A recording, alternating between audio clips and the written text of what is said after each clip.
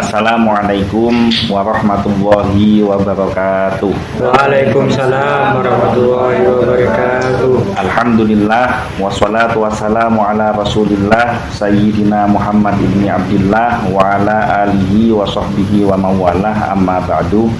Alhamdulillah, pada siang hari ini kita kembali melanjutkan kajian rutin Kitab Bulughul Maram, masih di dalam Kitab Thaharah, yaitu kitab tentang bersuci, bab yang kelima, bab yang keenam, yaitu babu nawaqidil wudu'i, bab tentang perkara yang membatalkan wudu, hadis yang ke 63.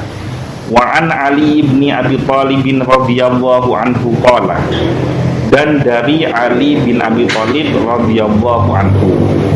Ali bin Abi Thalib ini siapa? Salah seorang sahabat Nabi yang sangat istimewa. Kenapa? Karena pertama, beliau termasuk dari golongan as-sabiqunal awwalun, orang-orang yang pertama kali memeluk agama Islam, dan beliau dari golongan anak kecil. Jadi laki-laki dewasa yang pertama kali memeluk Islam adalah Abu Bakar As-Siddiq. Wanita yang pertama kali memeluk Islam adalah Siti Khadijah, dan Ali bin Abi Thalib ini adalah dari golongan anak-anak. Menurut riwayat, usia antara 7 sampai 10 tahun beliau memeluk agama Islam. Punya hubungan kekerabatan yang sangat dekat dengan Rasulullah, karena pertama, beliau adalah sepupu Rasulullah, ayahnya Sayyid Abdullah, kemudian Ali ini ayahnya Abu Thalib. Ketemunya di Abdul Muthalib, jadi satu kakek. Nah, kemudian Ali bin Abi Thalib ini juga semakin dekat lagi hubungan kekerabatannya, karena beliau termasuk salah satu dari menantu Rasulullah, suami dari putri kesayangan Rasulullah, yaitu Fatimah binti Muhammad atau Fatimah Az-Zahra. Dan dari Ali bin Abi Thalib radhiyallahu anhu, kuntu rajulan mudzaan, kuntu rajulan madzaan, aku ini adalah seorang laki-laki yang suka mengeluarkan air madhi. Nanti kita bahas apa itu air madhi. Fa amartul Miqdad, maka aku menyuruh Miqdad. Miqdad ini nama orang ya. Fa amartul Miqdad, maka aku menyuruh Miqdad ayyas alan Nabi sallallahu alaihi wasallam, untuk bertanya kepada Nabi sallallahu alaihi wasallam masalah air madhi. Fasa'alahu, kemudian bertanyalah Miqdad ini kepada Rasulullah. Faqala, dijawab oleh Nabi sallallahu alaihi wasallam, fihil wudu'u, dalam hal ini harus mengambil wudu. Muttafaqun alaihi wal lafdhu lil Bukhari, diriwayatkan oleh Imam Bukhari dan Muslim. Lafaz yang dicantumkan di dalam hadis ini, di dalam Kitab Bulughul Maram ini, adalah lafaz yang diambil dari Imam Bukhari. Paham maksud dari konteks hadis ini? Secara bahasanya bisa dipahami? Nah, sekarang kita membahas syarahnya. Yang pertama, soal masalah madhi. Jadi normalnya seorang laki-laki yang tanpa penyakit itu, dari lubang kemaluannya dia akan keluar 3 cairan. Yang pertama yaitu air seni atau pipis, kemudian yang kedua air mani atau sperma, dan yang ketiga adalah madhi. Nah, madhi itu adalah cairan yang encer, artinya dia tidak kental, lebih kental daripada pipis, tapi lebih encer daripada air mani atau sperma. Keluar setelah syahwat tanpa memancar dan tidak terasa ketika keluar.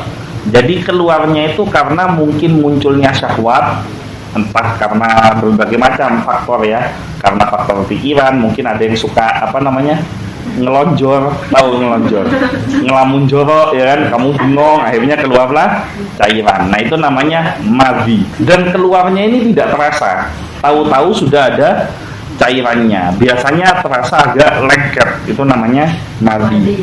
Nah, kemudian yang kedua, jadi tahu ya madhi itu apa, sudah tahu ya. Yang kedua, syarah dari hadis ini, boleh mewakilkan untuk bertanya dan meminta fatwa pada orang lain karena ada udzur seperti malu. Jadi misalkan kamu ada perkara-perkara, kayak misalkan contoh seorang wanita mengikuti kajian fikih ibadah. Nah kemudian ingin menanyakan seputar fikih nikah atau tentang bab haid misalkan. Ustadznya laki-laki, mau tanya sendiri malu gitu. Maka boleh mewakilkan kepada saudaranya yang laki-laki atau mewakilkan kepada suaminya atau kepada sahabatnya untuk menanyakan langsung kepada ustadz tersebut. Jadi boleh menanyakan perkara pribadi dengan meminta bantuan orang lain dengan alasan malu, dan itu malah lebih baik ketika mempertanyakan sesuatu yang sifatnya pribadi atau privacy, yang sifatnya bersifat vulgar dengan minta bantuan kepada orang lain. Nah, yang mewakilkan tentu saja ada syaratnya. Yang pertama yaitu orang yang terpercaya. Jadi jangan sampai pertanyaanmu itu bukan ditanyakan malah diumumkan kemana-mana. Itu si A itu orang itu suka keluar mahdi loh itu. Nah ini kan jadi akhirnya tidak jadi fitnah, bukan yang dibutuhkan ilmu pengetahuan, tapi malah jadi bahan olok-olokan. Jadi harus orang yang terpercaya. Kemudian orang itu pemahamannya bagus, hafalannya kuat, agamanya baik. Kenapa? Karena ia membawa soal dan kembali menyampaikan jawaban. Jangan sampai pertanyaan yang dia bawa untuk ditanyakan kepada ahlinya, kemudian jawaban yang didapat oleh ahli tadi itu disampaikan kepada yang bertanya, karena gagalnya pemahaman atau tidak kuatnya hafalan, akhirnya apa yang dimaksudkan tidak sesuai. Jadi nanya urusan agama boleh dititipkan, tapi yang diwakilkan ini, yang mewakilkan ini harus ada kriterianya, terpercaya, amanah orangnya, pemahamannya bagus, kemudian hafalannya kuat, kemudian agamanya juga baik. Nah yang ketiga, Ali enggan untuk bertanya langsung kepada Rasulullah karena istri Ali adalah siapa? Istri Ali adalah Fatimah, putri Rasulullah Shallallahu Alaihi Wasallam. Maka termasuk adab dan perbuatan baik dengan kerabat, hendaklah suami tidak menceritakan perihal hubungan intim dan mukaddimahnya, sedangkan di saat bicara ada ayah, saudara, putra atau kerabat dari istri. Padahal dalam hadis tersebut, hadis yang tadi kita pelajari, yang sedang kita pelajari saat ini, bertanya mengenai hukum syar'i. Nah, kalau mengenai hukum syar'i saja itu harus pakai adab dan akhlak, apalagi membahas yang tidak berkaitan dengan hukum syar'i. Maka waspadalah, jangan gampang-gampang menceritakan urusan rumah tanggamu, apalagi mohon maaf, urusan tempat tidurmu kepada orang-orang yang tidak amanah, dan dengan gampangnya kamu ceritakan, apalagi menceritakan mohon maaf hubungan seksual antara suami dan istri. Si istri menceritakan itu suami saya semalam loyo misalkan, diceritakan kemana-mana, itu tidak baik, nggak sesuai dengan adab. Jadi Ali bin Abi Thalib saja mencontohkan untuk sesuatu yang sifatnya syar'i, kan menanyakan soal masalah air madhi ini najis atau tidak gitu lah. Nah beliau tidak bertanya langsung. Kenapa? Karena di situ ada, pertama yang ditanya adalah mertuanya, kemudian ada istrinya, ada putranya. Nah sama, jangan sampai kita itu menceritakan yang sifatnya intim atau vulgar, atau bertanya atau membahas di depan keluarga kita. Saya, selama ayah saya masih hidup sampai beliau wafat, saya tidak pernah sekalipun mendengar satu kalimat dari ayah saya, almarhum ayah saya, yang membahas seputar tentang yang sifatnya vulgar ini tadi. Nah ternyata saya baru tahu belakangan itu adalah wujud dari cara beliau mendidik akhlak dan adab kepada saya, sehingga tidak pantas kalau kita menceritakan hal-hal yang sifatnya vulgar di hadapan keluarga, apalagi hal-hal yang sifatnya sangat vulgar yang berkaitan dengan hubungan suami istri, dan itu kenyataan diceritakan dan dijadikan bahan guyonan. Ini sama dengan mempermalukan pasangannya masing-masing ya. Selanjutnya, yang keempat, madhi itu najis karena Nabi Shallallahu Alaihi Wasallam memerintahkan untuk mencuci kemaluan yang terkena madhi. Lalu beliau memerintahkan untuk berwudu. Hukum najis madhi ini sama dengan hukum najis air kencing. Jadi najisnya madhi hukumnya sama dengan air kencing. Namun madhi yang sedikit dimaafkan karena sulitnya untuk dihindari. Kalau pipis, kamu bisa ada perasaan untuk kebelet, sehingga bisa dikeluarkan tanpa mengenai pakaianmu. Tapi kalau madhi ini kan tidak terasa keluarnya. Nah, sehingga ketika proses keluar, kalau masih sedikit, itu bisa dimaafkan. Tapi kalau madhinya keluarnya banyak, itu wajib untuk disucikan dan wajib untuk mengganti pakaian ketika melaksanakan ibadah. Yang kelima, keluarnya madhi membatalkan wudhu. Jadi misalkan kalau diam-diam terus tiba-tiba madhinya keluar padahal dalam kondisi punya wudhu, maka itu wajib untuk mengambil wudhu kembali karena membatalkan wudhu. Namun keluar madhi tidak diperintahkan untuk mandi junub, cukup berwudhu saja. Jadi madhi ini tidak ada kewajiban untuk mandi besar, cukup ambil wudhu lagi. Yang keenam, hendaklah madhi dihilangkan dengan air seperti kita istinja. Apa itu istinja? Cebok karena buang air. Jadi dihilangkan sama seperti istinja, tidak dengan istijmar, yaitu menghilangkan dengan batu. Kalau pakai air namanya istinja, kalau pakai batu namanya istijmar.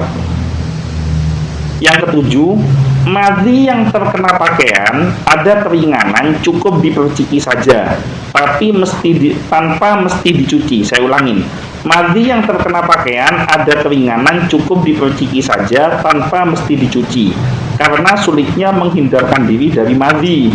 Namun yang lebih aman itu dicuci, sebagaimana pendapat jumhur ulama, mulai dari Hanafiyah, Malikiyah, Syafi'iyah, dan ada pendapat dalam mazhab Imam Ahmad alias Hambali. Jadi diperciki saja, tidak masalah, ada keringanan, tapi tetap jauh lebih baik untuk dicuci. Bahkan kalau guru-guru kita, orang-orang tua kita zaman dahulu, itu saking hati-hatinya, kalau kemana-mana biasanya bawa sarung, bener enggak?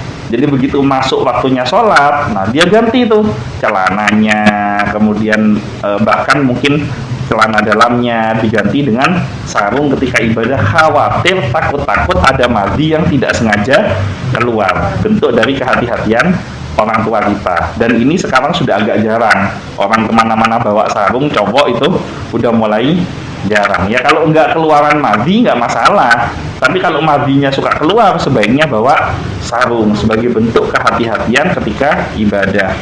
Yang terakhir, yang dilakukan ketika keluar madhi adalah pertama, menghilangkan najisnya pada kemaluan dengan dicuci atau dibasuh. Yang kedua, memerciki pakaian yang terkena madhi, tetapi lebih baik pakaian tersebut dicuci sebagaimana pendapat kebanyakan ulama. Yang ketiga, cukup berwudu tanpa mandi besar atau mandi junub. Ada pertanyaan sampai di sini? Nggak ada? Mudah-mudahan kita semua diberikan kebaikan dan keselamatan serta kesehatan, diselamatkan di dunia dan di akhirat, diberikan rezeki yang barokah dan melimpah, dan mudah-mudahan kita semuanya diberikan jalan keluar dari setiap kesulitan yang kita hadapi. Kita diberikan anugerah berupa istiqomah di dalam menjalankan keimanan dan ketakwaan kepada Allah. Kita mendapatkan syafaat dari Nabi Muhammad SAW. Al-Fatihah. Iya, karena Abu Dua iya.